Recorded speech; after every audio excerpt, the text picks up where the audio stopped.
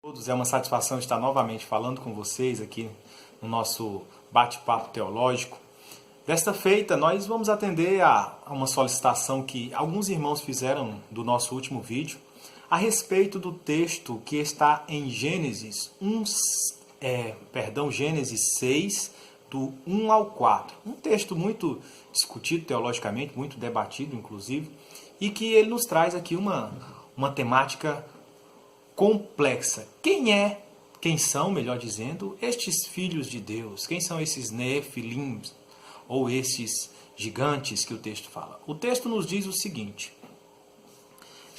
acompanhe comigo, por favor. O texto diz: E aconteceu que, como os homens começaram a multiplicar sobre a face da terra, lhes nasceram filhas. E viram os filhos de Deus, anote aí, os filhos de Deus, que as filhas dos homens eram formosas e tomaram para si mulheres de todas as que escolheram. Então disse o Senhor: Não contenderá o meu espírito para sempre com o homem, porque ele também é carne, porém os seus dias serão 120 anos. Agora preste atenção.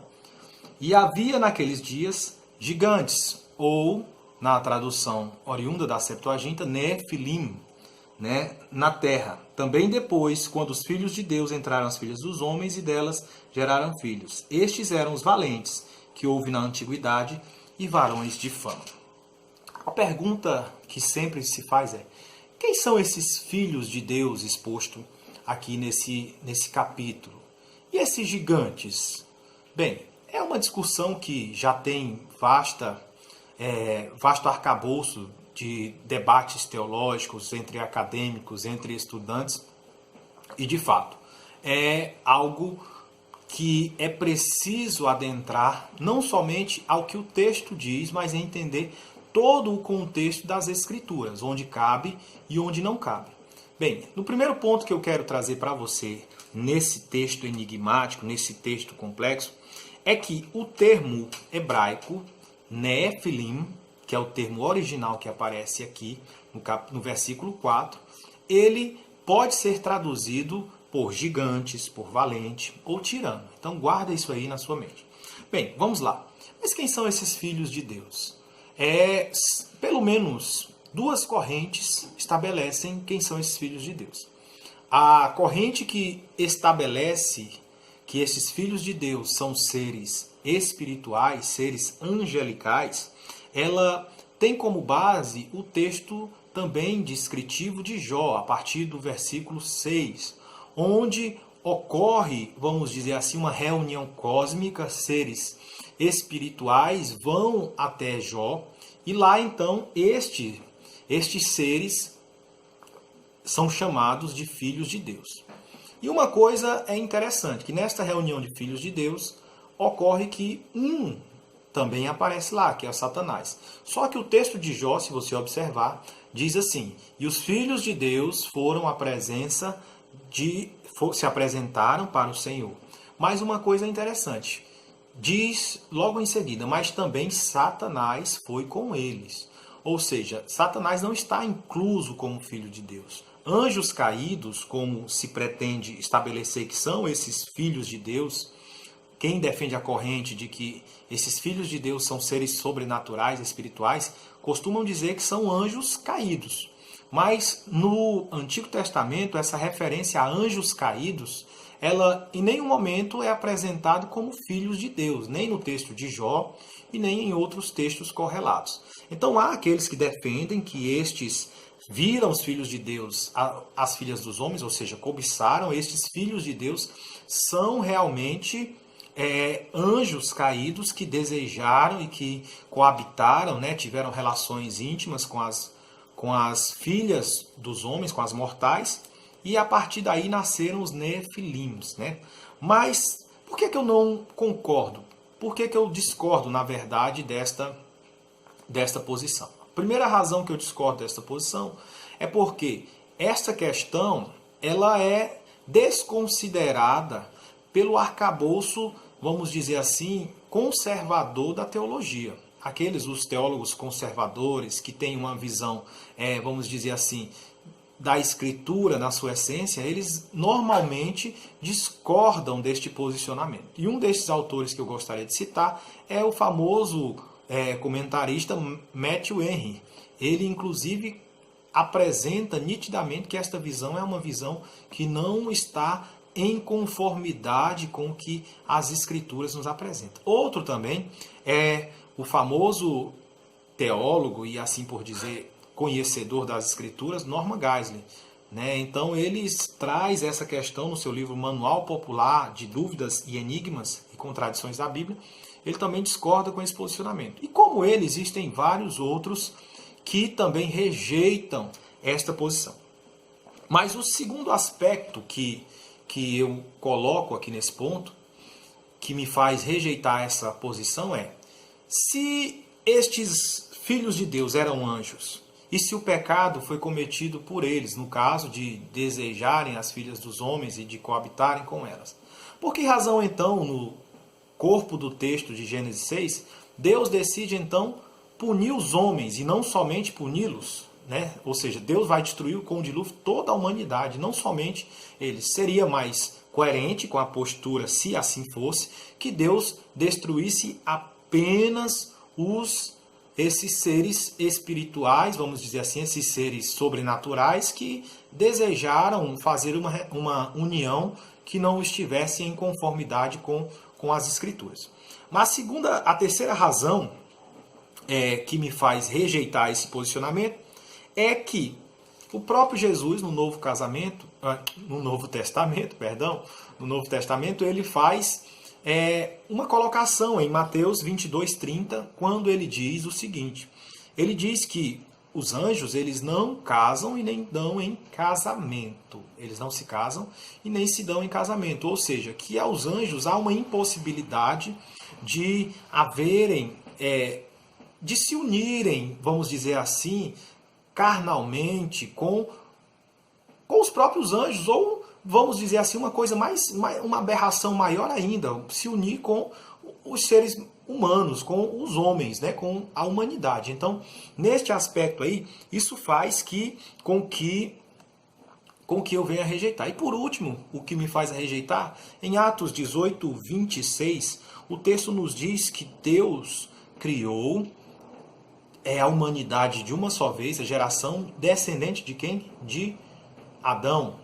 Então, se toda a geração que é existente foi descendente de Adão, como agora esses anjos que coabitariam com as mulheres, teriam um relacionamento, eles poderiam, vamos dizer assim, criar uma geração híbrida, de semideuses, uma coisa quase mitológica. De fato, esse texto, essa vertente, ela não me seduz, ela não me conquista. Ela foi tirada, na verdade, essa perspectiva de interpretação do livro apócrifo de Enoque. Primeiro Enoque, no capítulo 7, ele traz uma visão desses seres que inclusive eram gigantes que tinham 300 metros de altura. Na verdade, o livro de Enoque é um livro bem popular na literatura judaica, pré-messiânica, que existente antes de Jesus, mas ele de fato é um livro apócrifo, ou seja, não considerado sacro. Então, eu sinceramente não consigo ver. E por último, colocando aqui um ponto das minhas objeções a essa interpretação, eu coloco: não existe nenhuma outra referência no Novo Testamento, no Novo ou no Antigo Testamento, que venha nos facultar ou nos fazer dar vazão que estes filhos de Deus sejam seres espirituais, ou que haja uma união física, sexual, entre seres espirituais e seres angelicais, e seres físicos, seres materiais. Então essa interpretação, de fato, só pode estar baseada num livro apócrifo. Mas você me pergunta: mas irmão Jefferson, então qual é a interpretação correta? Bem, meus amados, como disse, é um texto complexo. E Deuteronômio 29:29 nos diz que as coisas reveladas pertencem a nós e as ocultas ao Senhor. Mas, de fato, mesmo diante da dificuldade de interpretação desse texto, nós entendemos que, pelo contexto geral, o texto se refere a homens, a seres humanos. Esses filhos de Deus, sim, se referem a seres humanos. Por que se referem a seres humanos? Por algumas razões. Primeiro, se você observar o que está escrito em Deuteronômio, em Deuteronômio 7, 3 e 4, você vai ver uma coisa interessante. Você vai ver que o texto fala sobre a proibição divina da união entre judeus, entre o povo santo de Deus e as nações vizinhas. O casamento, a união sexual interracial, que é abominada por Deus. Então, nesse texto aqui, o que nos faz compreender, o que nós entendemos, é que estes filhos de Deus, na verdade, se refere à linhagem piedosa de Sete, filho de Adão e de Eva, que era aquele que manteve uma vida espiritual, uma vida de intimidade com Deus. E os filhos, essas filhas dos homens, na verdade, se refere à linhagem de Caim. Então seriam essas duas linhagens onde Deus não gostaria que os filhos de Deus, os seres, os servos de Deus, os fiéis a Deus, tivessem essa união com as filhas dos homens, com as filhas, no caso da geração de Caim. E aí você me pergunta, mas como que o texto diz, lá no versículo 4, que naqueles dias haviam gigantes? Que gigantes, ou que Nefilim seriam esses? É uma geração, um povo sobrenatural? Como é que é isso? É uns monstros? Bem, como nós falamos, em conformidade com a tradução, com o hebraico original, acredita-se que o termo Nefilim, que não há uma tradução exata, ele venha do termo Nafal, e que significa caído, ou aquele que cai em cima de outros, né? E alguns tradutores, como o dicionário bíblico Strong, ele traz justamente que esse contexto aqui de Nefilim pode ser traduzido como valentes, como tiranos. Então, nós compreendemos que estes gigantes aqui podem facilmente, dentro do contexto, ser considerados como homens tiranos, homens sanguinários, homens que estavam no poder e que, por conta desta mistura racial, eles passaram a possuir quem eles desejassem e da forma como eles desejassem, soando a Deus como uma ofensa. Uma questão pode vir aqui. É possível que esses seres, esses homens, sejam altos, sejam de grande estatura? Sim, eu acredito. Por exemplo, nós vamos ver outros relatos de homens de alta estatura e que podem ser considerados como gigantes, né? 2,70 metros ou mais um pouco. Então isso é gigante. Nós compreendemos que estes homens pré-antediluvianos ou pré-diluvianos, né? Esses homens, eles eram ainda carregavam em si um gene ainda do Éden.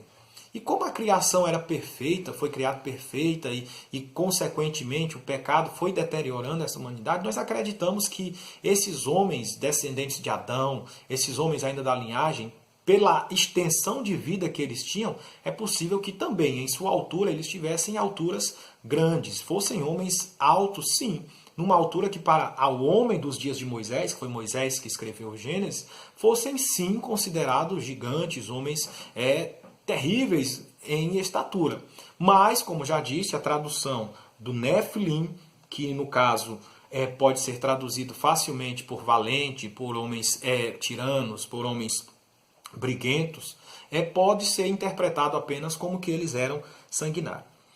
Bem, diante disso, eu quero encerrar esta palavra dizendo, eu acredito, com base em autores, conforme já citei, o próprio Augusto Nicodemos, que é um referencial teológico, apesar de ter uma visão um pouco diferente, né, da que nós acreditamos em relação aos dons espirituais, mas é uma referência teológica. Augusto Nicodemos concorda com isso. O Norman Champlin, ele apresenta esta perspectiva também, e como já citei, Matthew Henry e tantos outros homens que também apresentam esta perspectiva aí. Diante disso tudo, meus amados, o que é que eu posso encerrar o nosso vídeo dizendo para você? Gênesis 1:6 eu entendo e defendo que esses filhos de Deus, de fato, era a geração piedosa de Sete, e que esses filhos dos homens, essas filhas dos homens, era a geração corrompida de Caim, e que houve esta miscigenação e, consequentemente, gerou essa depravação que Deus, então, trouxe o dilúvio sobre a terra. Espero que tenha ajudado você, e aqui fica o meu pedido, né? No final você dá like aí, você segue a gente no YouTube, vai ser de grande valia para o nosso canal que está começando agora. Divulga, compartilha, nos ajude aí. Um abraço a todos, que Deus abençoe e até a próxima, em nome de Jesus.